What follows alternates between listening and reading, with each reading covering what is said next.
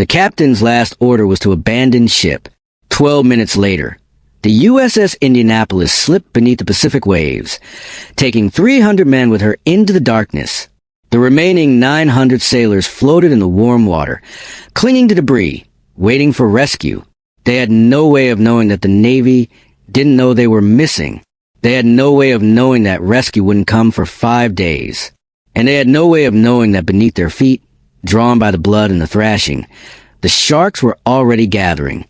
What followed would become the greatest maritime disaster in United States naval history, and one of the most horrific survival stories ever recorded. July 30th, 1945. Philippine Sea. 14 minutes past midnight. The sea was calm, almost glass-like, with gentle swells rolling across the Pacific in the darkness. There was no moon. The stars above were brilliant, scattered across the sky like diamonds on black velvet, but their light barely touched the water below. The heavy cruiser USS Indianapolis was cutting through the darkness at 17 knots, her hull creating a phosphorescent wake that glowed briefly before fading into the blackness behind her.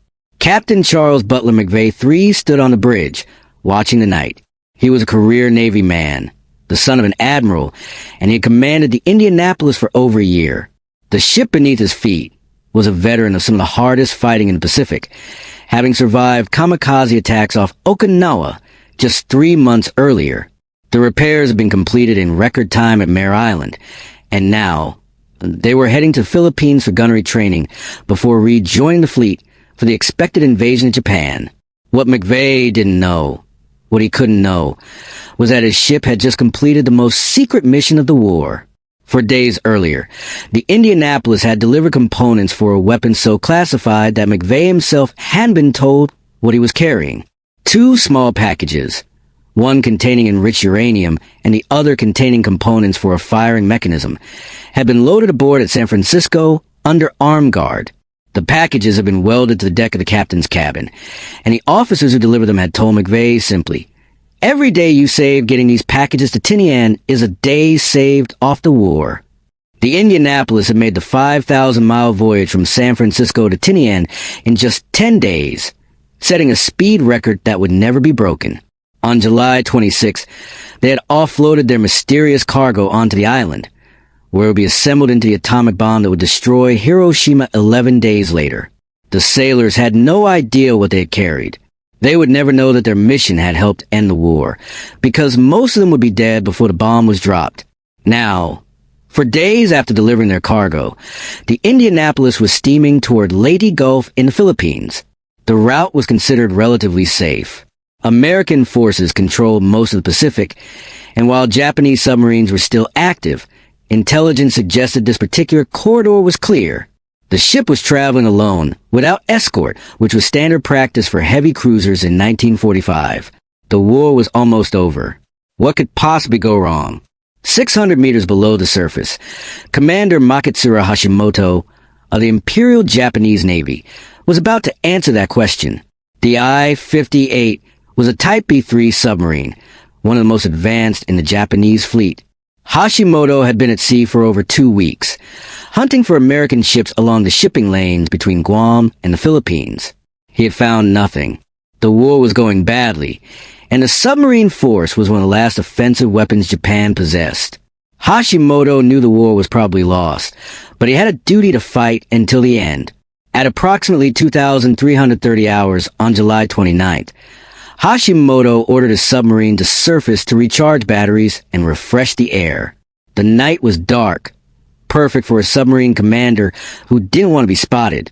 As the I-58 rose toward the surface, Hashimoto climbed to the conning tower and scanned the horizon with his binoculars. He saw nothing at first. Then, just after midnight, a dark shape appeared against the stars. A ship, a large ship, traveling alone, without zigzagging. Hashimoto could hardly believe his luck. He ordered his crew to battle stations and began maneuvering for attack. The I-58 carried a revolutionary weapon, Kaiten human-guided torpedoes that were essentially manned suicide bombs. Hashimoto had Kaiten pilots aboard, young men who had volunteered to die for the Emperor. But as he studied the approaching ship through his periscope, He decided conventional torpedoes would be sufficient. The target was large, traveling in a straight line at moderate speed, and appeared completely unaware of his presence. It was, in submarine terms, a perfect setup. At 0005 hours on July 30th, Hashimoto gave the order to fire. 6 Type 95 torpedoes streaked through the water toward the Indianapolis, spreading in a fan pattern to maximize the chance of a hit. On the bridge of the Indianapolis, no one saw them coming. The ship was not zigzagging, a defensive maneuver that made submarine attacks more difficult. McVay had been given discretion on whether to zigzag, and given the calm seas and poor visibility, he had decided it wasn't necessary. It was a decision that would haunt him for the rest of his life. The first torpedo struck the Indianapolis on the starboard bow at approximately 0014 hours. The explosion was catastrophic. The torpedo hit near the forward ammunition magazines, and the resulting detonation tore off nearly 40 feet of the ship's bow. The entire forward section of the ship simply ceased to exist. Seaman First Class Lyle Yumenhofer was asleep in his bunk when the first torpedo hit. The explosion threw him out of his rack and onto the deck. The lights went out immediately. In the total darkness, he could hear men screaming, metal tearing, and water rushing. He crawled toward where he thought the hatch was, but his hands found only twisted metal and something wet that he would later realize was blood. The second torpedo hit moments later, striking amidships near the fuel tanks and powder magazines. This explosion was even worse. A column of flame erupted from the ship's midsection, shooting hundreds of feet into the air. The fuel oil ignited, creating an inferno that engulfed the center of the vessel. Men who had been sleeping in the midships compartments were incinerated instantly. Others, thrown from their bunks by the blast, found themselves on fire, rolling on the deck, screaming for help that wouldn't come. Captain McVay was nearly thrown off the bridge by the force of the explosions. When he regained his footing, he could immediately tell that his ship was mortally wounded. The bow was gone. The midsection was on fire. The ship was already listing heavily to starboard and settling by the head. In the darkness, he could see almost nothing, but he could hear everything. The screams of wounded men, the roar of flames, the groaning of metal as the ship's structure began to fail. McVay immediately ordered a distress signal sent. SOS. We have been hit by torpedoes. Need immediate assistance. The radio operators attempted to transmit, but the explosions had knocked out the ship's primary power. They switched to emergency backup, but it was unclear whether any message had gotten through. In the chaos of those first minutes, no one could confirm that their received. The ship was sinking so fast that there was no time for an orderly evacuation.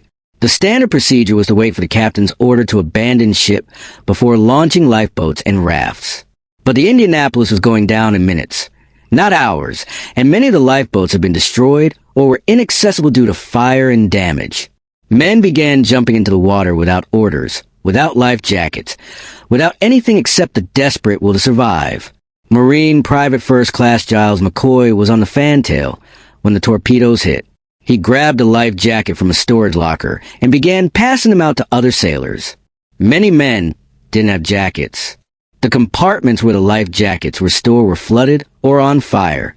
McCoy would later estimate that less than half the crew got into the water with any flotation. The Indianapolis had carried 1,196 men when she left San Francisco. Of those, approximately 300 died in the initial explosions or went down with the ship. The remaining 900 or so made it into the water, but many were wounded, burned, or without life jackets. As they floated in the darkness, watching their ship sink, they had no idea that their ordeal was just beginning. Captain McVay was one of the last men off the ship. He had made his way to the quarterdeck, where he found a group of sailors preparing to abandon ship. The Indianapolis was now listing so severely that the deck was almost vertical. McVay stepped off the high side and slid down the hull into the water. When he surfaced and looked back, the stern of the ship was pointing almost straight up at the stars. A few seconds later, it slipped beneath the waves. The time was approximately 0027 hours. The Indianapolis had sunk in just 12 minutes. In the water, chaos reigned. Nearly 1,000 men were scattered across several miles of ocean in complete darkness, without any organization or leadership. Some had managed to grab life rafts. Others clung to debris. Many had nothing at all, treading water in the darkness, calling out to shipmates they couldn't see. The Philippine Sea at night was warm, almost bath-like, with a temperature around 85 degrees Fahrenheit. This warmth would keep the men from dying of hypothermia, but it would create other problems. Warm tropical waters are home to some of the ocean's most dangerous predators, and the sinking of the Indianapolis had just created an irresistible attraction. Blood in the water, thousands of gallons of fuel oil, and hundreds of splashing, struggling creatures. The sharks arrived before dawn. The first attacks came in the darkness, and many of the men didn't understand what was happening. A sailor would be floating with his group, and then suddenly he would scream and disappear beneath the surface. In the darkness, it was impossible to see what was pulling them down. Some thought it was panic, that men were simply losing their strength and drowning. Others thought it might be Japanese sailors from the submarine, coming to finish them off. When the sun rose on July 30th, the survivors could finally see their situation clearly, and what they saw was terrifying. The ocean around them was stained with fuel oil, turning the blue Pacific into a black, viscous soup. Men were scattered as far as the eye could see, floating alone or in small groups, some clinging to debris, others supported only by life jackets. Many were covered in oil, their faces blackened, their eyes red and burning. Some were wounded, bleeding from shrapnel injuries or burns sustained during the sinking. And everywhere, just below the surface, the sharks were circling. The species that attacked the Indianapolis survivors were primarily oceanic white-tipped sharks, one of the most dangerous sharks in the world. Unlike great whites, which typically attack and retreat, oceanic white-tips are persistent. They circle their prey, testing it with bumps and minor bites before committing to a full attack. They travel in groups, following ships across the open ocean, scavenging on garbage thrown overboard. They are opportunistic, fearless, and utterly relentless. The first clearly witnessed shark attack occurred shortly after dawn. A group of sailors was floating together, holding onto a cargo net they had salvaged from the wreckage. One of the men, wounded and bleeding from a gash on his leg, was suddenly pulled under. He surfaced seconds later, screaming, his leg gone from the knee down. The water around him turned red. Before anyone could reach him, he was pulled under again. He did not resurface. The attacks continued throughout the day. The sharks seemed to be everywhere, their dorsal fins cutting to the oily water, circling the groups of survivors, picking off stragglers and wounded men. The sailors quickly learned that staying in groups offered some protection. The sharks preferred to attack isolated individuals, pulling them under before anyone could intervene. Men who drifted away from their groups rarely came back.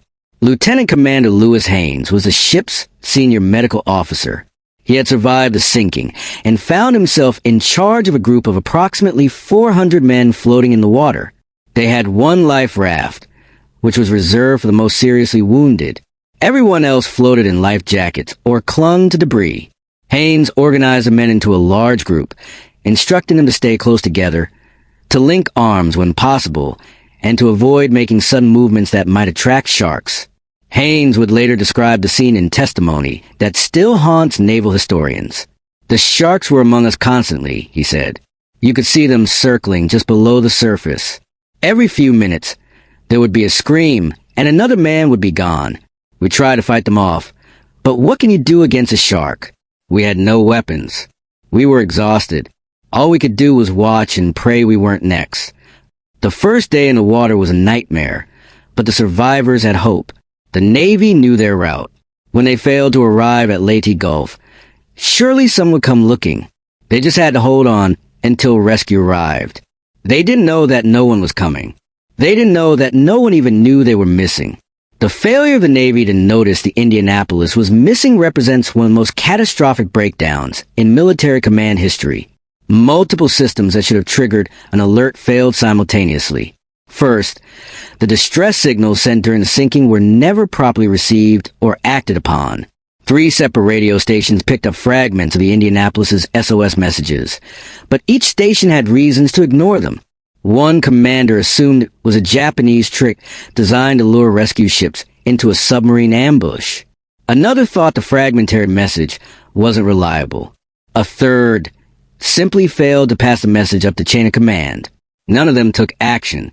Second, the Navy's port director system, which tracked ship movements, failed to notice that the Indianapolis had not arrived at Leyte Gulf. The system was designed to record arrivals, but not to flag non-arrivals. When the Indianapolis failed to appear on July 31st as scheduled, no alarm was raised. The port director at Leyte simply assumed the ship had been diverted elsewhere. No one checked. Third, the commanding officer at Leyte, who was expecting the Indianapolis, decided not to report her non-arrival because he had received an intelligence bulletin warning of Japanese submarine activity along the route. He assumed the Indianapolis had been delayed or rerouted for safety reasons. This assumption, completely wrong, meant that another 24 hours passed without anyone searching for the missing ship. The result was that nearly 900 American sailors floated in the Philippine Sea for 4 days without anyone in the United States Navy knowing they were there. For the men in the water, the second day was worse than the first.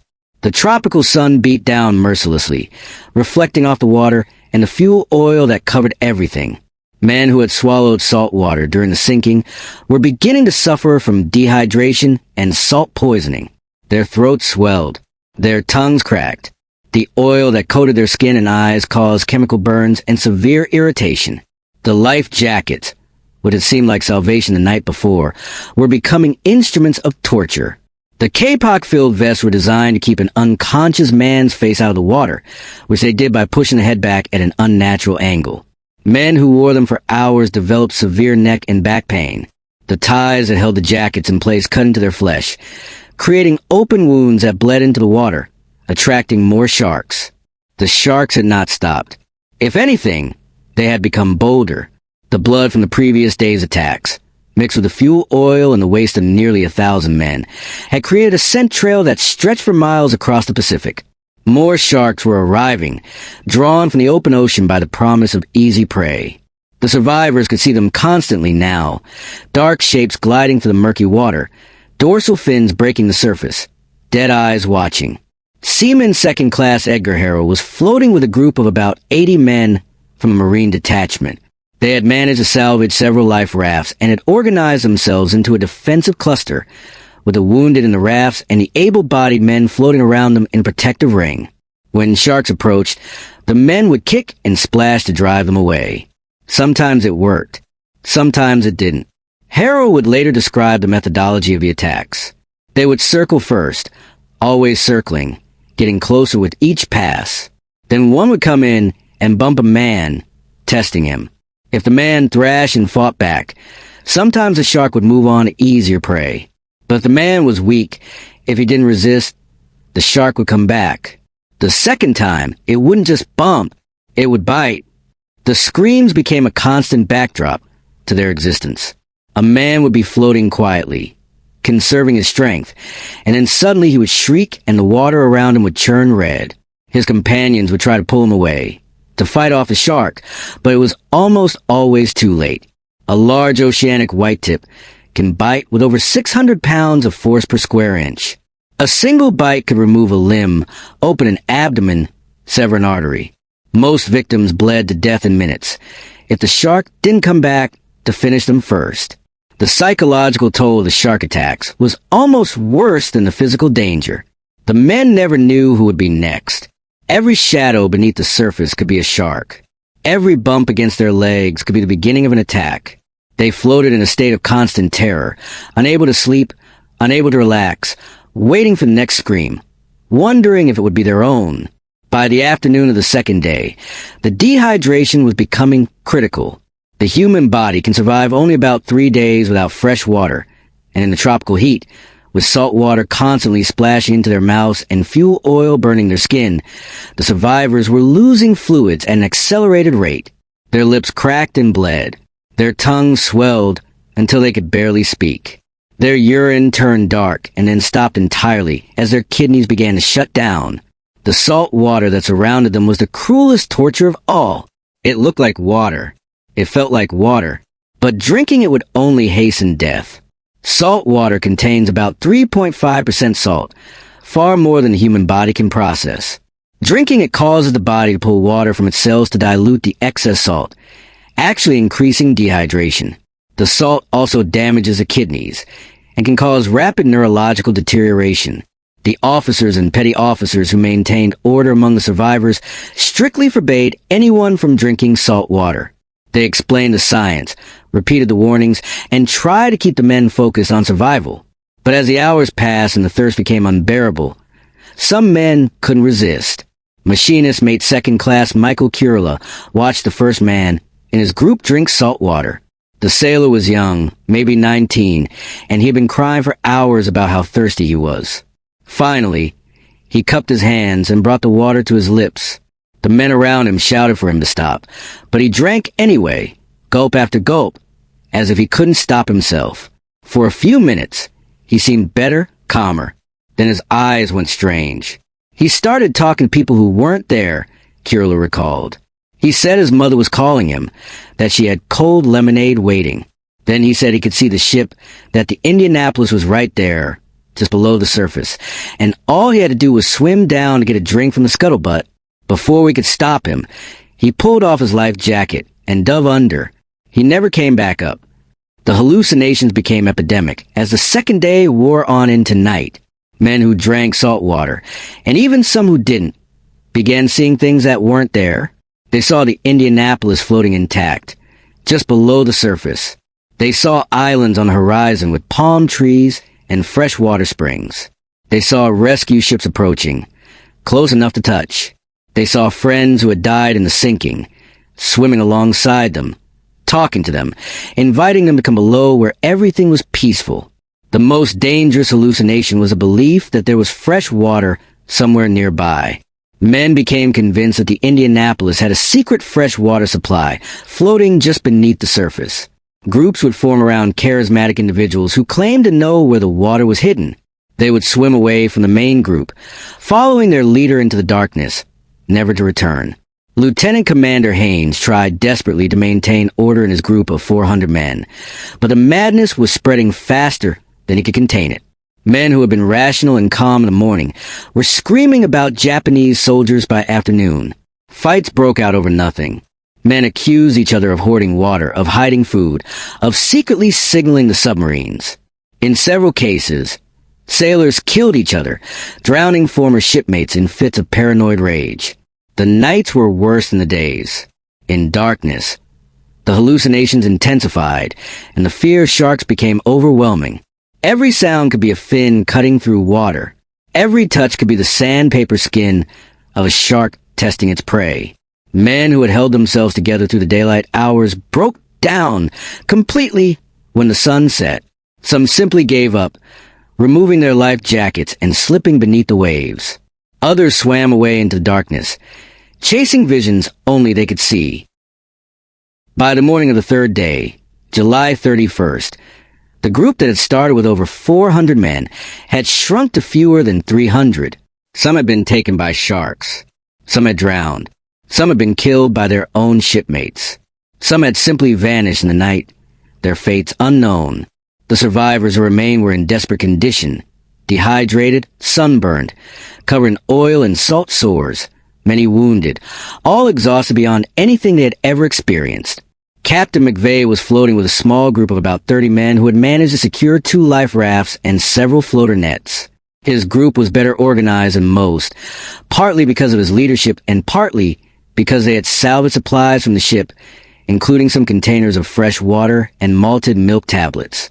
McVay rationed these supplies strictly, giving each man just enough to keep him alive without depleting their reserves. But even McVay's group was suffering.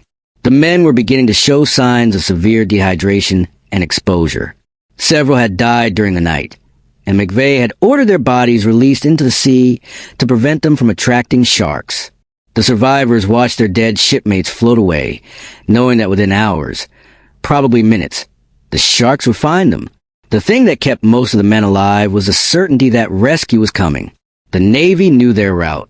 The Navy knew when they were supposed to arrive. When they didn't show up, the Navy would send search planes. They just had to hold on a little longer. Any hour now, They would see planes on the horizon, ships steaming toward them, salvation arriving at last. They had no way of knowing that at that very moment. The Navy still didn't know they were missing. The port director at Leyte Gulf had noticed that the Indianapolis hadn't arrived, but he had assumed the ship had been diverted to other duties. He didn't report it. The operations officer at the Philippine Sea frontier had received intelligence about submarine activity along the Indianapolis's route, but he assumed the ship had been warned and was taking evasive action. He didn't investigate. The entire command structure of the United States Navy in the Western Pacific had failed, and nearly 1,000 men were paying for that failure with their lives. The third day in the water brought new horrors. The sun was merciless, and the men had no protection from its rays. Their skin, already damaged by fuel oil and salt water, began to blister and peel. Their eyes, constantly irritated by oil and glare, swelled shut. Many men went temporarily blind, unable to see the sharks that circled them, unable to see the hallucinations that tormented them. The dehydration had reached critical levels. Men's bodies were beginning to shut down organ by organ. Their hearts raced as their blood thickened from lack of fluid. Their kidneys failed, poisoning them with their own waste products. Their brains, starved of water, misfired constantly, producing ever more vivid and dangerous hallucinations. Seaman First Class Felton Outland was one of the men who kept a clear head through the ordeal. He would later testify about what he witnessed on the third day. Men were dying all around us, and not just from sharks. They were dying from drinking salt water, from exhaustion, from just giving up. But the worst part was the ones who went crazy. They would attack their own shipmates, convinced that they were Japanese or that they were hoarding water. I saw men drown their best friends. I saw men cut their own wrists with pocket knives, trying to end the suffering. The ocean around us was red with blood, and the sharks never stopped coming. The shark attacks on the third day were the worst yet. The predators had learned that the floating men were easy prey. They no longer circled cautiously before attacking. They came in fast and hard, hitting men without warning, tearing away flesh and limbs before the victims even knew what was happening. The water was so foul with blood and oil that the survivors couldn't see the sharks until they were already striking. Marine Private Giles McCoy watched his shark take his friend right in front of him. We were floating together, holding onto the same piece of debris. I was looking right at him when it happened. 1 second he was there, talking to me, and the next second he was just gone. The shark came up from below and pulled him straight down. He didn't even have time to scream. Just disappeared, like he'd never existed. The water where he'd been turned red, and then even the blood was gone and I was alone. By the evening of the third day, the various groups of survivors had drifted miles apart. The currents and winds of the Philippine Sea had scattered them across a vast area of ocean. Some groups numbered in the hundreds, while others contained only a handful of men. Many individuals floated alone, having drifted away from their companions or having watched everyone in their group die. These isolated survivors were the most vulnerable to sharks and to despair. The fourth day, August 1st, 1945, began like the previous three, with the sun rising over a sea of death. But this day would bring something different. This day would bring a miracle, though it would come almost too late for most of the survivors. At approximately 1,025 hours, a Navy PV-1 Ventura bomber piloted by Lieutenant Wilbur Gwynn was flying a routine patrol mission over the Philippine Sea. His assignment was to search for Japanese submarines along the shipping lanes, a mission he had flown dozens of times before. He was flying at about 3,000 feet, scanning the ocean with binoculars, expecting to see nothing but empty water. What Gwynn saw instead would change his life, and the lives of every man floating below. At first, he thought it was an oil slick, a dark stain on the surface of the blue Pacific. Japanese submarines sometimes leaked oil, and finding one would be a significant accomplishment. He dropped lower to investigate, circling the slick, looking for the telltale shape of a submarine beneath the surface. Then he saw the men. They were scattered across the water like debris from a shipwreck, which is exactly what they were.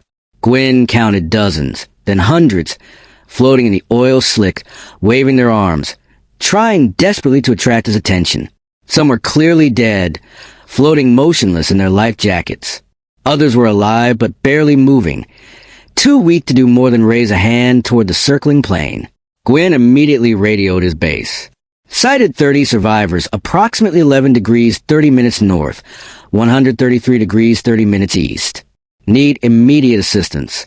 Many more in water, possibly hundreds. The response from base was confusion. No ship had been reported missing in that area. No distress calls had been received. Where had these men come from? Gwynn didn't have time to answer questions. He could see that the survivors were in desperate condition, and he had emergency supplies aboard his aircraft. He dropped everything he had: life rafts, emergency rations, fresh water, whatever might help the men below survive until rescue ships could arrive. Then he began circling, using his radio to guide other aircraft and ships to the location. The survivors couldn't believe what they were seeing. After 4 days of hell, for days of watching their friends die, for days of fighting sharks in thirst and madness, an aircraft was finally overhead. Many of the men wept openly. Others prayed. Some to understand what was happening, convinced that the plane was just another hallucination. Lieutenant Commander Haynes, who had managed to keep his group somewhat organized through the ordeal, later described the moment. When we saw that plane, I honestly thought I was hallucinating. We had been seeing things for days, and I was sure this was just another cruel trick of the mind. But then I saw it drop something, and I saw the splash, and I knew it was real. I started screaming, "We're saved! We're saved!" I couldn't stop screaming. None of us could. But rescue would not be immediate. The nearest ships were hours away, and the survivors were scattered across miles of ocean. The planes had arrived after Gwynn's initial sighting, could drop supplies, but couldn't pick men out of the water. The survivors would have a hold on a little longer, even as more of them continued to die. At approximately 1,530 hours, Lieutenant Commander Adrian Marks arrived over the scene in a PBY Catalina flying boat. What he saw horrified him. Men were dying in the water even as he watched. Sharks were attacking survivors in plain view. Bodies floated everywhere. The situation was deteriorating by the minute. Marks made a decision that would end his Navy career, but save dozens of lives. Against direct orders, against every regulation, he landed his aircraft in the open sea. Landing a PBY in open ocean swells was extremely dangerous. The aircraft wasn't designed for it, and the risk of capsizing or breaking apart was significant. But Marks couldn't watch any more men die without trying to help. He brought the Catalina down through the swells, somehow keeping it intact, and immediately began taxiing toward the nearest survivors. The first men Marks picked up were those being actively attacked by sharks. He would taxi the aircraft toward a group of survivors, and his crew would drag men aboard through the waist blisters and the side hatches. The PBY filled quickly, far beyond its design capacity, but Marks kept going. When the interior of the aircraft was full, he began strapping survivors to the wings with parachute cord. By the time darkness fell on August 1st, Marks had pulled 56 men from the water. His aircraft was so overloaded that it could never fly again, but he didn't care. He had saved 56 lives that would otherwise have been lost to sharks and exhaustion. Other rescuers were converging on the scene. The destroyer escort USS Cecil J. Doyle was the first surface ship to arrive, reaching the area just before midnight. Her captain, Graham Claytor, made the extraordinary decision to turn on his ship's searchlights, using them as a beacon to guide other ships and to let the survivors know that help had finally arrived. This decision violated blackout protocols designed to protect against Japanese submarines, but Claytor judged that the need to save American lives outweighed the risk. Throughout the night and into the morning of August 2nd, rescue ships plucked survivors from the sea. The USS Register, USS Ringness, USS Bassett, and USS Talbot joined the search, their crews working around the clock to find and recover every man they could. They found survivors scattered across an area nearly 100 miles long, testament to how far the currents had carried them during their 4 days in the water. The rescue operation continued for 3 days. Long after any reasonable hope remained of finding additional survivors, the ships kept searching, unwilling to give up on anyone who might still be alive. On August 3rd, they found their last living survivor, a delirious sailor floating alone, kept alive by his life jacket and nothing else. He was unable to speak, barely able to breathe, but he was alive. When the final count was made, the numbers were staggering. Of the 1,196 men who had sailed aboard the Indianapolis from San Francisco, approximately 900 had made it into the water after the sinking. Of those 900, only 316 were pulled from the sea alive. The rest, nearly 600 men, had died during the 4 days and 5 nights in the water. Many had been killed by sharks. Others had died of dehydration, exposure, or injuries sustained in the sinking. Some had been killed by their own shipmates in fits of delirium. Some had simply given up and drowned. It was the single greatest loss of life at sea in the history of the United States Navy. The survivors were transported to hospitals in the Philippines and Guam, where doctors struggled to treat their injuries. Many had severe dehydration that had damaged their kidneys and hearts. Many had shark bites that required surgery. All had psychological trauma that would stay with them for the rest of their lives. Some of the most severely affected men never fully recovered, spending years in mental institutions, unable to escape the memories of those 4 days. Seaman Second Class Harlan Twyble was one of the survivors who struggled with what he had witnessed. For years after, I couldn't go near the ocean, he said in an interview decades later. I couldn't even take a bath. The sight of water made me panic. I had nightmares every night, always the same thing. I'm back in the water. The sharks are circling, and no one is coming to save us. I wake up screaming, and my wife has to hold me until I stop shaking. That never really went away. You don't recover from something like that. You just learn to live with it. The physical and psychological aftermath of the disaster was devastating, but for the survivors, there was another ordeal yet to come. The need to understand what happened, to assign blame, to find someone responsible for the catastrophe that had killed their shipmates. The Navy, embarrassed by the scope of its failure, needed a scapegoat. They found one in Captain Charles McVay. The decision to court-martial McVay remains one of the most controversial in Navy history. Of the nearly 400 American ships lost in World War II, the Indianapolis was the only one whose captain was court-martialed. The charges against McVay were essentially two: failure to order the ship to zigzag, and failure to issue a timely order to abandon ship. The case against McVay was weak from the beginning. On the zigzag issue, McVay had been given discretionary authority based on conditions. He had judged that the poor visibility in calm seas made zigzagging unnecessary, a judgment that was well within his authority and consistent with standard practice. Moreover, Commander Hashimoto, the captain of the I-58, testified at the court-martial that zigzagging would not have made a difference. His submarine had a clear shot at a large target traveling at moderate speed. The torpedoes would have hit regardless of any evasive maneuvers. On the abandoned ship issue, the evidence was even clearer in McVay's favor. The Indianapolis had sunk in 12 minutes, far too quickly for an orderly evacuation. McVay had given the order to abandon ship as soon as the extent of the damage was clear. He had stayed on the bridge coordinating the evacuation until his ship was nearly underwater. He was one of the last men off. What more could he have done? The real failures, the survivors knew, were not on the Indianapolis, but in the Navy command structure that had failed to notice the ship was missing for 4 days. The routing officer who had failed to provide adequate intelligence about submarine activity. The port director who had failed to report the ship's non-arrival. The radio operators who had received distress calls and done nothing. These men were never charged. Only McVay faced justice. The court-martial convened in December 1945. McVay was found guilty of hazarding his ship by failing to zigzag and was sentenced to loss of 100 numbers in his permanent rank. The conviction would blight his career and haunt him for the rest of his life. Fleet Admiral Chester Nimitz, Commander-in-Chief of the Pacific Fleet, immediately remitted McVay's sentence. Secretary of the Navy James Forrestal restored McVay to duty and eventually promoted him to Rear Admiral. These actions were implicit acknowledgments that the court-martial had been unjust, but the conviction stood on McVay's record, a permanent stain that he could never erase. For the survivors, the injustice done to their captain was almost as painful as their own suffering. They knew McVay was not responsible for the disaster. They had seen him leading the evacuation, staying calm under impossible circumstances, maintaining order when everything was falling apart.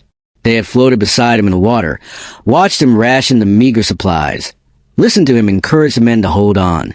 He was a hero, not a criminal. The survivors began a campaign to clear McVay's name that would last for more than half a century. They wrote letters to congressmen, testified before committees, and told their story to anyone who would listen. They formed an organization, the USS Indianapolis Survivors Organization, dedicated to preserving the memory of their shipmates and securing justice for their captain. But for McVay himself, the burden of guilt proved too heavy to bear. Every year on the anniversary of the sinking, he received hate mail from family members of the men who had died, blaming him for their losses. He never responded to these letters, but he kept every one of them. His son would later discover boxes full of them in McVay's home, testament to the anguish he carried in silence. On November 6, 1968, Rear Admiral Charles Butler McVay three-walked onto the front porch of his home in Litchfield, Connecticut. He was carrying his Navy service revolver and a toy sailor that he had kept since childhood. He sat down on the porch steps, placed a toy sailor in his lap, and shot himself in the head. He was 70 years old. The survivors were devastated by McVay's death. They had loved their captain, and they knew that the weight of unjust blame had killed him as surely as a bullet. They redoubled their efforts to clear his name, not just for his sake, but for the sake of every man who had died in the water, whose sacrifice deserved better than to be memorialized by an unjust conviction. The campaign finally succeeded in October 2000, more than 55 years after sinking. Congress passed a resolution stating that the American people should now recognize Captain McVay's lack of culpability for the tragic loss of the USS Indianapolis and the deaths of her crew. President Bill Clinton signed the resolution, and the Secretary of the Navy ordered McVay's record amended to reflect that he had been exonerated. The survivors, now elderly men in their 70s and 80s, wept when they heard the news. They had kept their promise to their captain. They had cleared his name. But the story of the Indianapolis is not just about blame and justice. It is about survival, about the human capacity to endure unimaginable suffering, about the bonds that form between men facing death together. The survivors of the Indianapolis carried their experiences with them for the rest of their lives, shaped by what they had witnessed, haunted by what they had lost. Marine Private First Class Giles McCoy became a successful businessman after the war, but he never forgot the men who died beside him in the water. He returned to the sea every year on the anniversary of the sinking, throwing a wreath into the Pacific in memory of his shipmates. "I think about them every day," he said in his final interview before his death in 2014. "I see their faces when I close my eyes. I hear their voices calling for help. I survived, and they didn't, and I've spent my whole life trying to understand why. I still don't have an answer." Seaman Second Class Edgar Harold dedicated his life to telling the story of the Indianapolis, speaking at schools and churches and veterans organizations, making sure that the sacrifice of his shipmates would never be forgotten. "The men who died in that water were heroes," he said. "They didn't die in battle, but they died serving their country. They deserve to be remembered." The Indianapolis herself was finally found in August 2017, 72 years after she sank. A research team led by Microsoft co-founder Paul Allen discovered the wreck lie on the floor of the Philippine Sea at a depth of 18,000 feet. Photographs showed the ship remarkably intact, her guns still in place, her hull largely undamaged except for the massive holes torn by the torpedoes. The discovery brought closure to some of the surviving family members, who finally knew where their loved ones had come to rest. The legacy of the Indianapolis extends far beyond the tragedy itself. The disaster led to major changes in Navy procedures for tracking ship movements and responding to non-arrivals. Never again would a ship disappear without anyone noticing. The suffering of the survivors also contributed to improved survival equipment and procedures for sailors, including better life jackets, more emergency supplies, and clearer protocols for abandoned ship situations. But perhaps the most important legacy is the story itself, the testament to human endurance that the survivors passed down to future generations. They showed what the human spirit can withstand when pushed to its absolute limits. They demonstrated that courage is not the absence of fear, but the determination to survive in spite of it. They proved that hope can persist even in the darkest circumstances, even when all rational evidence suggests that death is inevitable. The last reunion of the Indianapolis survivors was held in 2017. Only 11 of the original 316 survivors were still alive, all of them in their 90s, frail but unbowed. They gathered in Indianapolis, Indiana, the city that had given their ship its name, and they remembered their shipmates one final time. They told the same stories they had told for 70 years, about the sharks and the thirst and the hallucinations and the rescue. They laughed at the funny parts and cried at the sad parts and held each other when the memories became too painful. Harold Braid Jr., who was 93 years old at the time, spoke for all of them when he addressed the gathering. "We've kept our promise," he said. "We promised the men who died that we would tell their story, and we have. We promised our captain that we would clear his name, and we did. Now our time is almost over, but the story will go on. People will remember what happened to the Indianapolis. They'll remember the men who died and the men who survived. That's all we ever wanted. That's all any of us ever wanted." The statistics of the Indianapolis disaster remain almost incomprehensible even today. Of 1,196 men aboard, approximately 300 died in the initial sinking. Of the 900 who made it into the water, approximately 580 died during the 4 days and 5 nights before rescue arrived. The official Navy estimate is that between 80 and 150 men were killed by sharks, making it the deadliest shark attack in recorded history. But the true number will never be known, because many men simply vanished during the nights, their fates unwitnessed. The Indianapolis remains the only major U.S. Navy warship lost after delivering components of a nuclear weapon. The uranium and mechanism she carried at Tinian were assembled into a little boy. The atomic bomb dropped on Hiroshima on August 6, 1945, just 1 week after the ship sank. The bomb killed approximately 80,000 people instantly and led to Japan's surrender, ending the war that had already claimed the lives of most of the Indianapolis crew. There's a cruel irony in this timing.